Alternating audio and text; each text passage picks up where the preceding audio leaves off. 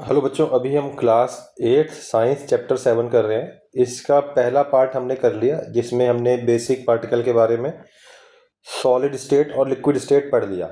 अभी हम gases state से स्टार्ट कर रहे हैं। तो गैसेस स्टेट में अभी हम क्या समझेंगे कि भाई, पहली चीज़ तो हमें पता होनी चाहिए कि इसका कोई शेप नहीं है, कोई शेप नहीं है, है ना।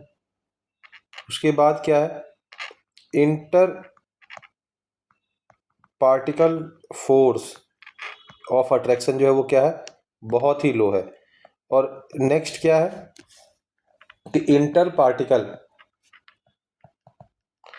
स्पेस, ये क्या है, बहुत ही ज़्यादा, वेरी हाई, है ना। तो डेफिनेट सी बात है, जितना कम फोर्स होगा उतना ज़्यादा स्पेस होगा, दोनों एक दूसरे के उल्टे हैं। उसके बाद हमें एक एक्सपेरिमेंट करने के लिए बोला गया है। इस एक्सपेरिमेंट में क्या बोला, एक जार लो, थोड़ा सा उसमें स्मोक डालो, किसी भी चीज़ का आप स्मोक डाल सकते हो। इसने क्या किया, अगरबत्ती का स्मोक डाल दिया, उसको ढक दो ऊपर से। अब दूसरा जार इसके ऊपर डालो, इसको हटा दो। तो आपने क्या देखा, गैस जो है पूरे में फैल गया, है ना। तो इससे एक ही चीज निकल के आती है कि गैस के पास कोई फिक्स वॉल्यूम नहीं होता। क्या होता है, गैस के पास कोई फिक्स वॉल्यूम नहीं होता। सेम दूसरा एक्सपेरिमेंट करके दिया आपको कि आयोडीन वेपर लेके दिया, इसमें आयोडीन वेपर डाला, ढका, चला, सारे में फैल गया, है ना, कि वॉल्यूम पूरा का पूरा एकदम ऑक्यूपाई कर लेगा, है ना।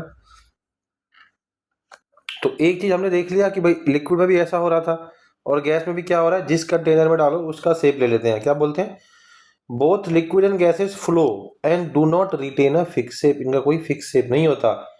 These property distinguish them from solid. ये सॉलिड में तो ऐसा नहीं होता, सॉलिड में तो शेप फिक्स होता है। तो ये एक प्रॉपर्टी है जिसकी वजह से इसमें और सॉलिड में एक क्लियर डिफरेंस है ना। ऐसे जो आपके सब्सटेंस होते हैं जो फ्लो करते हैं, जिनका कोई फिक्स शेप नहीं होता, उसको आप क्या बोलते हो, फ्लूइड बोलते हो। क्या बोलते हो, फ्लूइड बोलते हो, ठीक है। तो गैस भी एक फ्लूइड है, लिक्विड भी एक फ्लूइड है, तो ये ध्यान रखना है ना। अब ये कह रहा है कि ये जो इंटर पार्टिकल स्पेसिंग है तीनों स्टेट में, सॉलिड स्टेट, गैस में कैसे बिहेव करती है। तो पहला आपको एक्सपेरिमेंट करने के लिए बोला, क्या किया, एक सिरिंज लिया, ऊपर कोई पिन्नी लगा हुआ है इसमें, इसको आपने सक किया तो इसमें एयर भर गया। अब ऊपर वाले को आप कवर कर दो, इसको प्रेस करो, थोड़ा थोड़ा हार्डली प्रेस होगा और एक टाइम पे जाकर रुक जाएगा।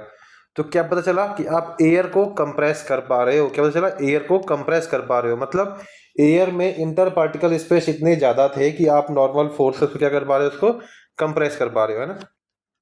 तो क्या देखा हमने, जब इसको प्रेस किया तो सिरिंज का वॉल्यूम डिक्रीज हुआ। तो हम क्या बोलेंगे कि भाई बिहेवियर ऑफ गैस के बारे में हम क्या बोलेंगे, हम ये बोल सकते हैं कि भाई हम कंप्रेस कर पा रहे हैं एयर को, प्लंजर, प्लंजर मतलब जो ये नीचे वाला पार्ट है इसको पुश करके, है ना। और इससे क्या हो रहा है, गैस पार्टिकल क्लोज आ रहे हैं, यानी कि गैस पार्टिकल के बीच में बहुत सारा स्पेस है। और जैसे आप ऊपर से फोर्स लगाओगे तो क्या होगा, ये स्पेस कम हो जाएगा, ठीक है। तो ये स्पेस कम हो जाएगा। अगर मान के चलो बहुत स्ट्रांग लगाते तो गैस से क्या बन जाता है, वो लिक्विड बन जाता है ना। तो यही काम अगर आप वाटर लेके करोगे कि सिरिंज में वाटर भरो, उसको करो, तो वाटर तो कंप्रेस नहीं होगा, तो क्या बोलेंगे, वाटर इज प्रैक्टिकली इनकम्प्रेसिबल, कि वाटर को आप डायरेक्टली एयर की तरह प्रेस करके कंप्रेस नहीं कर सकते, ठीक है। यानी कि comparatively inter particle space water में बहुत कम है। उसके बाद आपको क्या कर समझाया कि आपने एक बीकर लेना है, उसमें पानी डालना है, पानी का लेवल मार्क कर देना है, 2 चम्मच चीनी डालनी है, लेवल बढ़ा, उस लेवल को मार्क कर दो, अच्छे से मिलाओ। तो एक लेवल जो बनेगा मिलाने के बाद, वो बी से थोड़ा सा नीचे आएगा। मतलब क्या हुआ, चीनी तो उड़ नहीं गई ना, पानी उड़ा, तो वॉल्यूम कम कैसे हो गया, है ना। तो कम इसलिए हो गया कि इनिशियली जब शुगर ऐड किया था तो लेवल ऑफ वाटर बढ़ा, उस डिसोल्यूशन के बाद थोड़ा सा कम हो गया, बहुत कम, है ना। क्योंकि volume of the solution is less than the sum of volume of water and sugar. मतलब वाटर और शुगर का वॉल्यूम मिलाया कितना था, इसका इतना था, और सॉल्यूशन के बाद क्या हो गया, थोड़ा कम हो गया। तो कुछ स्पेस जो थे वाटर पार्टिकल के बीच में, उनके बीच में जाके और डिजोल्व शुगर जो है वो बैठ गया। तो क्या हुआ, शुगर ने अपना अलग से कोई स्पेस नहीं लिया, जो वाटर के पार्टिकल के बीच में स्पेस था उसी में जाकर शुगर बैठ गया, है ना। ऐसे ही एक्सपेरिमेंट आप करोगे तो जैसे कॉमन सॉल्ट नमक के साथ भी ऐसा ही होगा, ग्लूकोज के साथ भी ऐसा ही होगा। बट जब आप सैंड के साथ करोगे, स्टोन के साथ करोगे तो ऐसा नहीं होगा। क्यों? क्योंकि सैंड का जो साइज है, कॉन्स्टिट्यूएंट का साइज है, वो वाटर के इंटर पार्टिकल स्पेस से क्या है, ज्यादा है ना। तो जो चीजें मिक्स हो जाती है उसको क्या बोलते हैं, सॉल्यूबल। जो चीजें मिक्स हो जाती है, जो मिक्स हो गई दिख ही नहीं, उसको क्या बोलेंगे, सॉल्यूबल। और जो नॉट मिक्स, जो मिक्स नहीं हो रहा, उसको क्या बोलेंगे, इन सॉल्यूबल। क्या बोलेंगे, इन सॉल्यूबल। अब क्या है, जब सैंड सॉलिड स्टेट में है तो डिसॉल्व नहीं हो रहा पानी में, है ना। तो सॉलिड स्टेट है, सॉलिड स्टेट का इंटर पार्टिकल स्पेस देखो क्या है, एकदम पैक्ड है अच्छे से, फोर्स भी ज्यादा, स्पेस भी नहीं। लिक्विड में दिखाया क्या है, कंपैरेटिवली इंटर पार्टिकल स्पेस ज्यादा है और थोड़ा सा फोर्स भी कम हो गया। गैस में इंटर पार्टिकल स्पेस भर भर के है और फोर्स तो ना के बराबर है ना।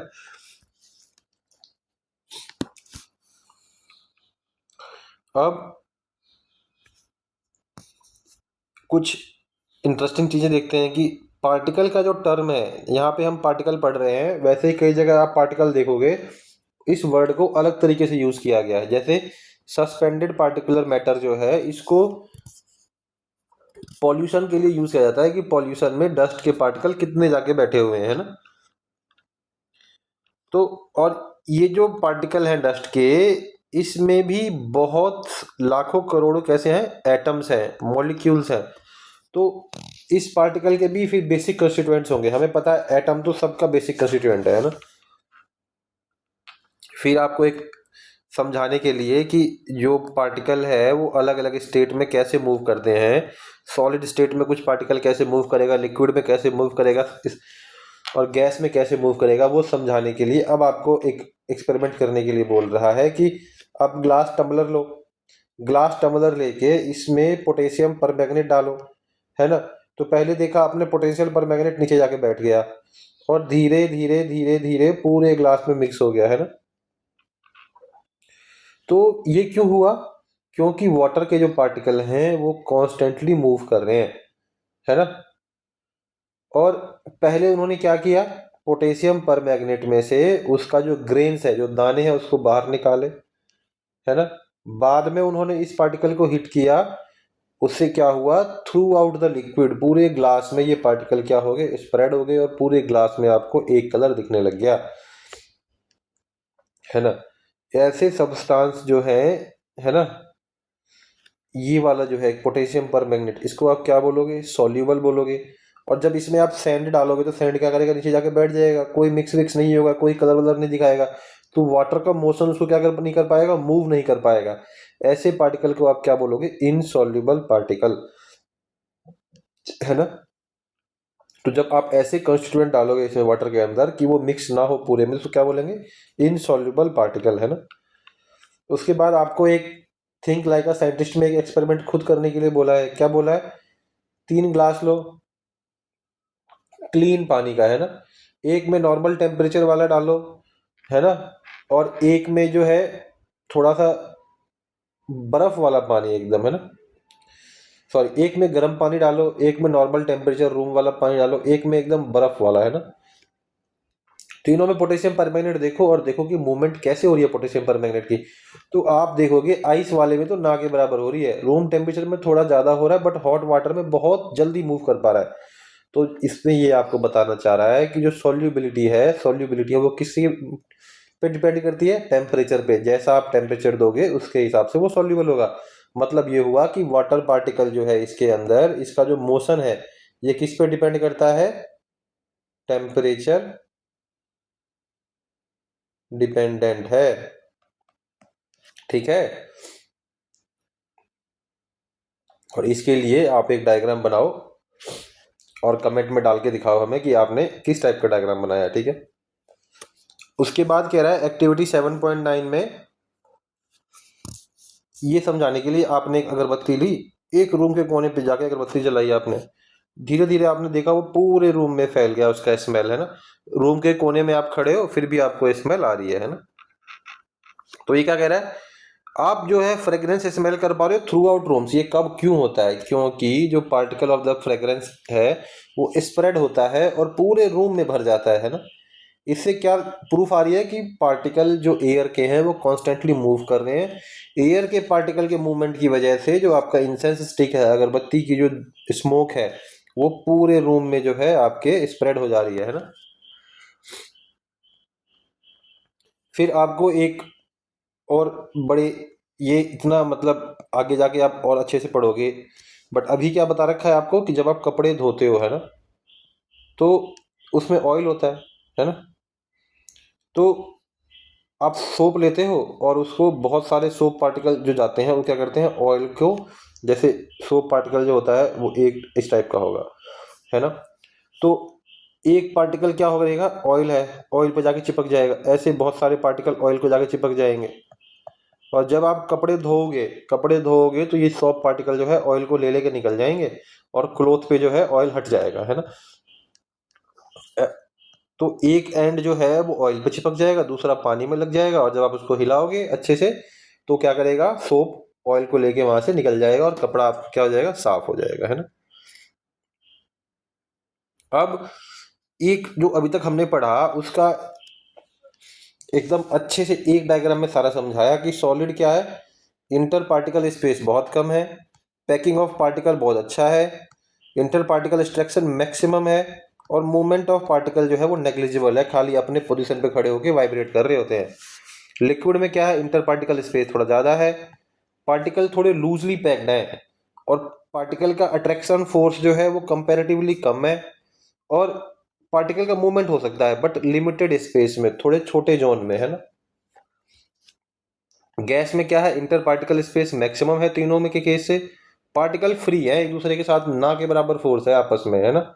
इंटर पार्टिकल फोर्स जो है वो ना के बराबर है, नेग्लिजिबल है ना। और मूवमेंट ऑफ पार्टिकल क्या हो रहा है, स्पेस में फ्री मूव कर सकते हैं, एकदम फ्री, बिना किसी रिस्ट्रिक्शन के। ठीक है, ये डायग्राम आप 8-10 बारी बना के प्रैक्टिस कर लो, ये चैप्टर में इस डायग्राम से बाहर नहीं है कुछ। ठीक है, तो अब ये चैप्टर खत्म हुआ। अब अगले वाले चैप्टर में हम क्वेश्चन एंड आंसर देखेंगे। ठीक है, तो thank you for watching complete video. एक बारी क्लोज करने से पहले प्लीज़ आप लाइक एंड सब्सक्राइब कर लेना। अगर आप हमारे को किसी टाइप का हेल्प करना चाहते हो, कोई डोनेशन देना चाहते हो, तो इस यूपीआई हैंडल पे आप स्कैन करके हमें पे कर सकते हो। हमने अपना ईमेल आईडी और चैनल का लिंक डाला हुआ है। आप हमारे चैनल पे पढ़ाना चाहते हो, या हमारे से कोई 1-to-1 क्लास चाहिए, या आपको किसी चैप्टर के नोट चाहिए, किसी क्वेश्चन का आंसर चाहिए, और भी कोई क्वेश्चन है एजुकेशन रिलेटेड, तो आप हमें इस पे लिख के हमसे पूछ सकते हो। So thank you very much for watching the complete video. See you, आपको एक अगले वीडियो में क्वेश्चन एंड आंसर समझाएंगे अच्छे से।